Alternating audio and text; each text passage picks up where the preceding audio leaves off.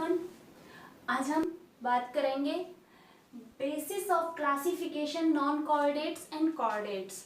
Non Chordata and Chordata को अलग अलग बांटने के आधार क्या है, यानी किस किस आधार पर या फिर किन किन लक्षणों पर उनको अलग अलग किया गया है, अलग अलग बांटा गया है। वैसे इनका एक मेन कैरेक्टर होता है नोटोकॉर्ड की प्रेजेंस, यानी कि जिन एनिमल्स के अंदर नोटोकॉर्ड प्रेजेंट है उनको कॉर्डेटा में रखा गया है और जिनके अंदर नोटोकॉर्ड एब्सेंट है उनको नॉन कॉर्डेटा के अंदर रखा गया है। लेकिन नोटोकॉर्ड के अलावा भी बहुत सारे मेन कैरेक्टर्स हैं जिनकी हम बात करेंगे, जिनके आधार पर कॉर्डेटा और नॉन कॉर्डेटा को अलग अलग किया गया है।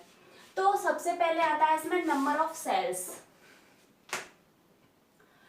नंबर ऑफ सेल्स यानी कोशिकाओं की संख्या के आधार पर। तो कोशिकाओं की संख्या के आधार पर दो संघ बनाए गए हैं, दो भागों में बांटा गया है, वो है प्रोटोजोआ एंड मेटाजोआ।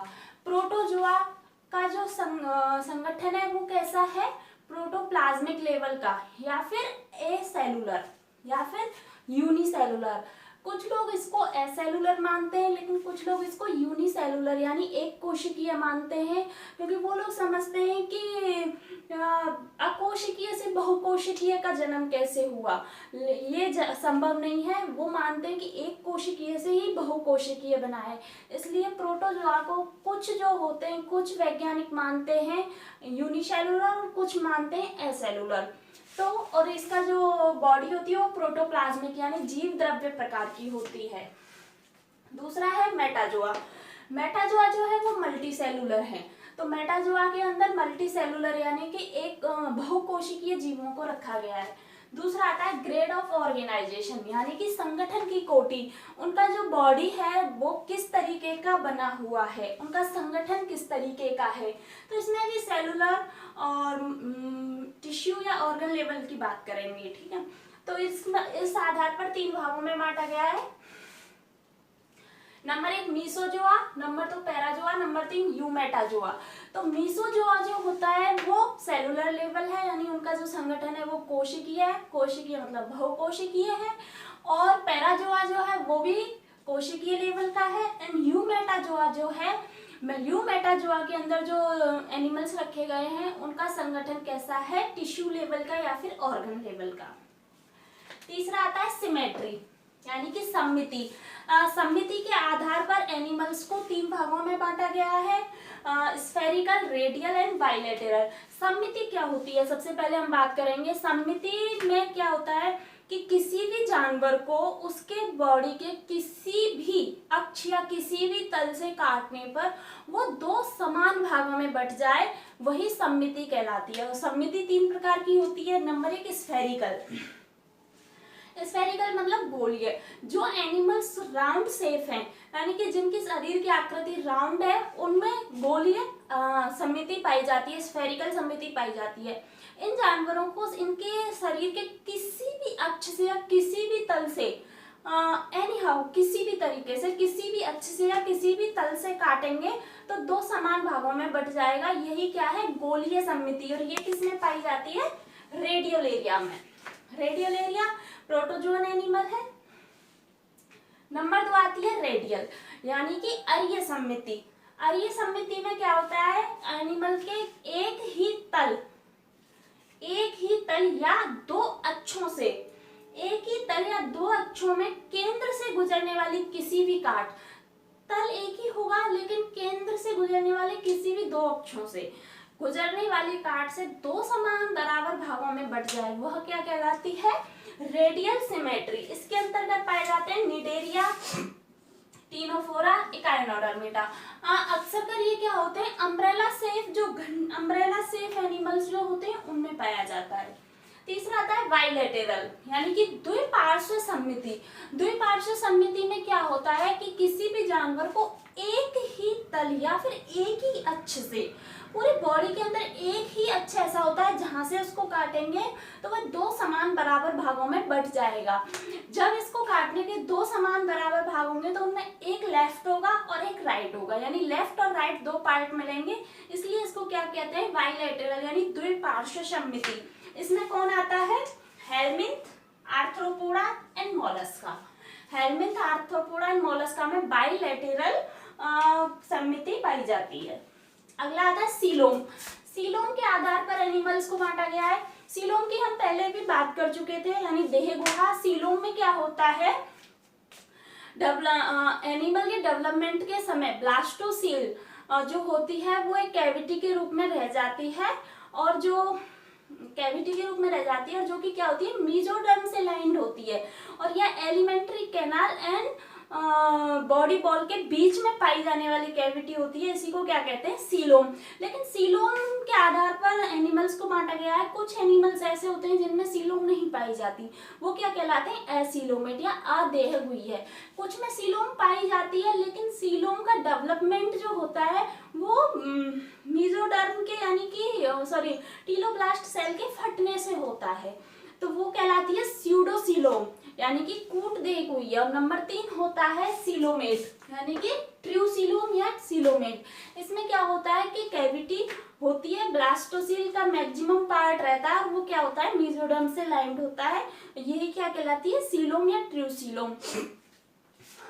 तो एसीलोमेट के अंदर जो ब्लास्टोसील कैविटी होती है वो मीजेनकाइमल सेल्स के द्वारा, मीजेनकाइम के द्वारा पूर्ण रूप से भर दी जाती है, तो वो क्या हो कहलाती है, एसीलोमेट। यानी कि कैविटी नहीं रहती, वो मीजेनकाइम सेल से पूरी तरीके से भरी हुई होती है, तो वो होती है एसीलोमेट। तो इसमें आते हैं प्लेटीहेलमिन्थीज। इनमें प्लेटीहेलमिन्थीज को रखा गया है।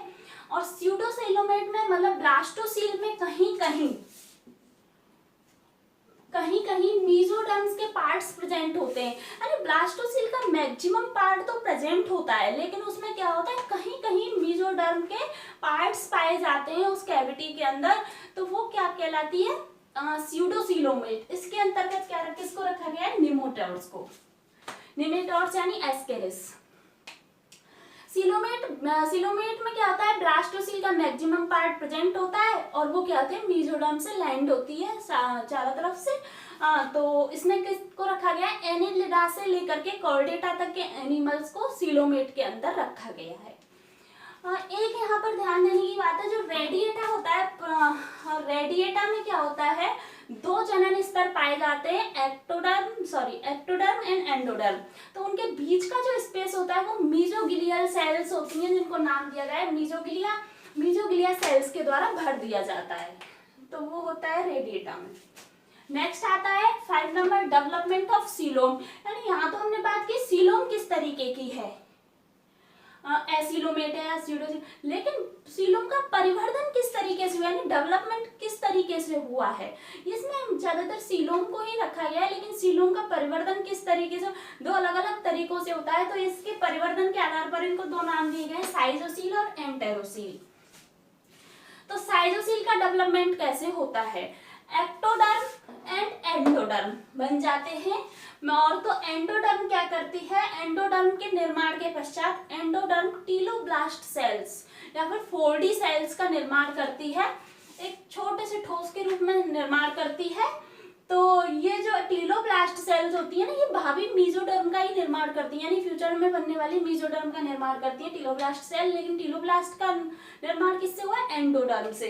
तो ये टीलोब्लास्ट सेल्स जो हैं ये आगे वृद्धि कर करके, मतलब आगे बढ़ करके एक कैविटी जैसी बनाती हैं, कैविटी जैसी बना देती हैं दोनों तरफ। टीलोब्लास्ट सेल्स क्या होती हैं, फट करके, यानी टीलोब्लास्ट सेल्स का क्या होता है, विपाटन होता है, स्प्लिट होती हैं, तो इस तरीके के बैंड बनाती हैं। इस तरीके के बैंड को क्या कहते हैं, इलास्टिक बैंड्स। जबकि टीलोब्लास्ट सेल्स के विपाटन से, स्प्लिट होने से बनी हुई कैविटी क्या कहलाती है, साइजोसील कहलाती है। तो ये किसमें मिलती है, Annelida, Mollusca and arthropoda. Annelida, Mollusca and arthropoda के अंदर क्या पाई जाती है, साइजोसील। और दूसरा होता है एंटेरोसील। एंटेरोसील में क्या होता है कि जो एंडोडर्म होती है, एंडोडर्म के दोनों लेटरल साइड से 2 पाउच जैसी स्ट्रक्चर निकलती है, और ये पाउच क्या होते हैं, धीरे धीरे बड़े हो जाते हैं। धीरे धीरे बड़े होकर के ये पाउच क्या होते हैं, एंडोडर्म से अलग हो जाते हैं। जैसे ये बड़े हो गए ये पाउच, बड़े हो जाते हैं और फिर ये एंडोडर्म से बिल्कुल अलग होकर के कैविटी का निर्माण करते हैं और ये सीलोम कहलाती है। और ये कैविटी किससे किससे लाइंड होती है, रेखित होती है? मेसोडर्म से रेखित होती है। मेसोडर्म से चारों तरफ से रेखित होती है। तो इस तरीके से बनी हुई सीलोम क्या होती है? एंटेरोसील होती है। तो ये एंटेरोसील किसमें पाई जाती है? Echinodermata, Hemichordata and Chordata. बनती तो लास्ट में सेम स्ट्रक्चर है, साइजोसील से भी एंटेरोसील से भी, लेकिन ये बनी किस तरीके से? यहाँ टीलोब्लास्ट सेल्स के विपाटन से, स्प्लिट होने से बनी। और एंटेरोसील क्या होती है? पाउच बनते हैं, एंट्री पाउच कहते हैं। ये पाउच बनकर के अलग हो जाते हैं और सीलोम का निर्माण करते हैं। ये क्या है? सीलोम।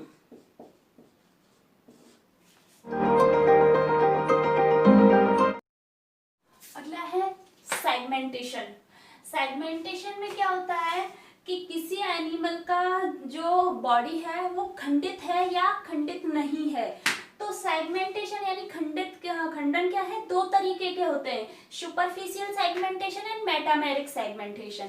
सुपरफिशियल सेगमेंटेशन में क्या होता है कि बाहर से देखने पर एनिमल का शरीर खंडित दिखाई देता है, लेकिन अंदर से बॉडी खंडित नहीं होती, यानी बाहर से ही खंडन दिखाई दे रहे हैं लेकिन अंदर खंडन नहीं है।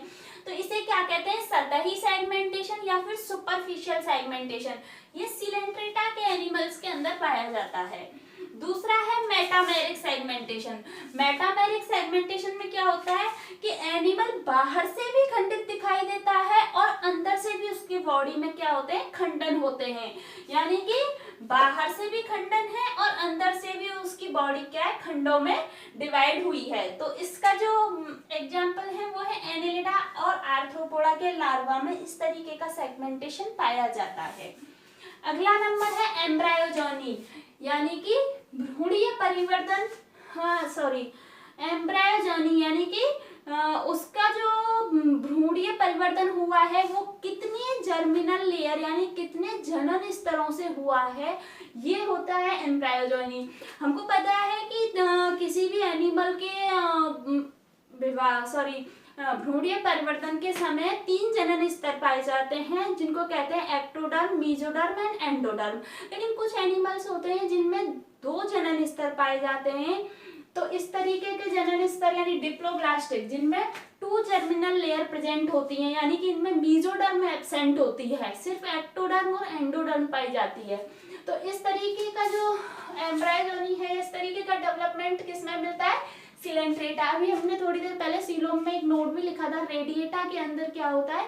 मीजोग्लिया से भर दिया जाता है, यानी मेसोडर्म नहीं पाई जाती, मेसोडर्म के स्थान पर मीजोग्लिया सेल्स पाई जाती हैं। उसमें सिर्फ एक्टोडर्म एंड एंडोडर्म ही पाया जाता है।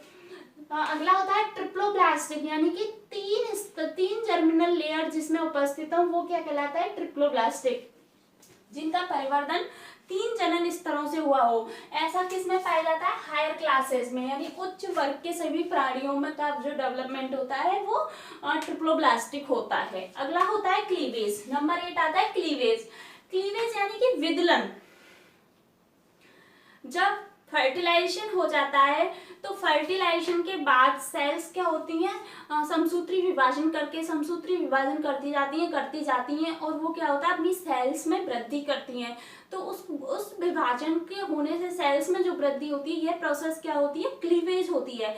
तो क्लीवेज का जो टाइप है उसके आधार पर भी एनिमल्स को अलग अलग किया गया है। तो रेडियल क्लीवेज और spiral cleavage. Number 1 radial cleavage. Cleavage हम आगे एम्ब्रायोलॉजी में डिटेल्स से पढ़ेंगे ये सब कुछ। एम्ब्रायोलॉजी पूरी बुक है, यानी पूरा पेपर है बीएससी फर्स्ट ईयर में, तो वो हम डिटेल में पढ़ेंगे आगे पूरा। तो cleavage, radial cleavage and spiral cleavage. Radial cleavage में क्या होता है कि जो 2 सेल्स बनी, तो 2 सेल्स ने फर्दर समसूत्री यानी माइटोसिस डिवीजन किया, तो सेल्स के ऊपर सेल्स जमा हो जाती हैं, यानी कि देखने पर नीचे वाली सेल्स दिखाई नहीं देती। तो ये मतलब ऊपर वाली 2 सेल्स नीचे वाली दोनों सेल्स को ढक लेती हैं, कवर कर देती हैं। तो इस तरीके का क्लीवेज होता है रेडियल क्लीवेज। और रेडियल क्लीवेज हमेशा कैसा होता है? इनडिटर्मिनेट, यानी कि इस तरीके के क्लीवेज में भ्रूण का भविष्य निश्चित नहीं होता। ये भी हम आगे फेट मैप में पढ़ेंगे। तो रेडियल क्लीवेज किसमें पाया जाता है? स्पंज और इकाइनोडर्मेटा की कुछ क्लासेस में पाया जाता है। अगला है स्पाइरल क्लीवेज। स्पाइरल क्लीवेज में क्या होता है कि जब सेल्स फर्दर डिवीजन करती हैं तो सेल के ऊपर जमा नहीं होती, बल्कि सेल्स के बीच में जो स्पेस होता है उसमें जमा हो जाती हैं। यानी कि ऊपर से देखने पर हमें नीचे वाली सेल्स के भी कुछ पार्ट्स दिखाई देते हैं। तो ये that is spiral cleavage. Spiral cleavage कैसा होता है? डिटर्मिनेंट क्लीवेज, यानी इसमें भ्रूण के प्रत्येक पार्ट का भविष्य निश्चित होता है। तो ये किसमें मिलता है? Protostomia animals. प्रोटोस्टोमिया एनिमल्स यानी जिनमें ब्लास्टोपोर से माउथ का निर्माण होता है, that is known Protostomia animals. अगला है लास्ट है 9, भ्रूणीय मुख की उत्पत्ति, यानी कि जो भ्रूणीय मुख था उसकी उत्पत्ति कैसे हुई? तो इस आधार पर भी 2 भागों में बांटा गया है। नंबर 1 प्रोटोस्टोमिया एनिमल्स और नंबर 2 ड्यूटेरोस्टोमिया एनिमल्स। तो प्रोटोस्टोमिया जो एनिमल्स हैं उनमें ब्लास्टोपोर क्या होता है? ब्लास्टुला स्टेज में जब ब्लास्टोसिल कैविटी बनती है उसके तुरंत बाद क्या होता है? ब्लास्टुला गैस्ट्रुला में चेंज होता है। जब गैस्ट्रुला में चेंज होता है तो जो ब्लास्टोसील कैविटी थी, ब्लास्टोसील जो थी वो आर्केंट्रॉन में चेंज हो जाती है, लेकिन वो इस तरीके से चेंज होती है कि उसका एक ओपनिंग रह जाती है। तो उस माउथ को ही क्या कहते हैं? ब्लास्टोपोर, यानी आर्केंट्रॉन कैविटी के माउथ को ब्लास्टोपोर कहते हैं। तो भ्रूण के परिवर्तन के समय ब्लास्टोपोर से अगर माउथ का निर्माण होता है, एनिमल के मुंह का निर्माण होता है, तो ऐसे एनिमल क्या कहलाते हैं? Protostomia animals. इनके अंदर कौन आते हैं? Platyhelminthes, Nematoda, Cnidaria, Annelida, arthropoda and Mollusca आते हैं। अगला है ड्यूटेरोस्टोमिया। ड्यूटेरोस्टोमिया में क्या होता है? ब्लास्टोपोर से एनस का निर्माण होता है, यानी कि जिन एनिमल्स में ब्लास्टोपोर से एनस का निर्माण हुआ, यानी गुदा का निर्माण हुआ, वो एनिमल्स क्या कहलाते हैं? Deuterostomia animals. तो इसके अंतर्गत किसको रखा गया है? Echinodermata and Chordata. तो ये हमारे कुछ बेसिक लक्षण थे जो नॉन कॉर्डेटा एंड कॉर्डेटा को बांटने के आधार बने। यानी इस नोटोकॉर्ड के अलावा, नोटोकॉर्ड तो मेन कैरेक्टर होता है, इसके अलावा ये कुछ मेन कैरेक्टर्स थे जिनके जो नॉन कॉर्डेटा एंड कॉर्डेटा को बांटने का आधार है।